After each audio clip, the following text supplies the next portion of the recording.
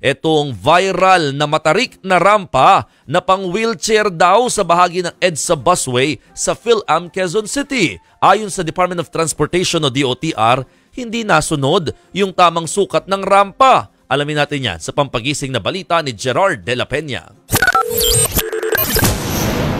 Padulasan sa gitna ng EDSA? Yan ang katuwaan ng netizen sa wheelchair ramp na ito sa kabubukas lang ng PhilAm Quezon City Station ng EDSA busway. Tampulan ng tukso ang bagong rampa dahil ang tarik nito at baka raw dumausdos ang naka-wheelchair na bababa rito. Kung pagbabasehan ng anggulo ng viral picture, mukha talagang matarik ito. Pero pinuntahan ng News 5 ang viral wheelchair ramp.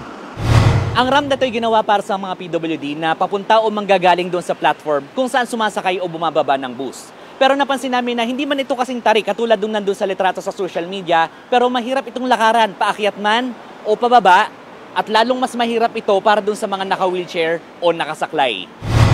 Maging ang PWD group na Mabini Movement, sinabing hindi akma para sa kanila ang nag-viral na wheelchair ramp. Kasabay niyan, nanawagan din sila na gawing accessible sa mga PWD ang mga estasyon sa EDSA busway. Sa ngayon, ang dami pa rin hindi accessible na lugar, lalo na ang carousel bus. Naandoon ang guidelines na dapat mag-comply ang gobyerno.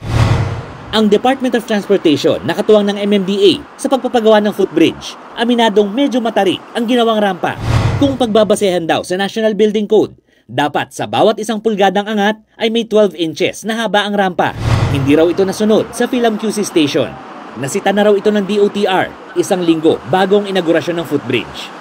What the DOTR did is to contact yung contractor and nagsabi na kami sa kanila that things should be rectified. Meron na kaming ongoing discussion with the contractor kung paano i-rectify.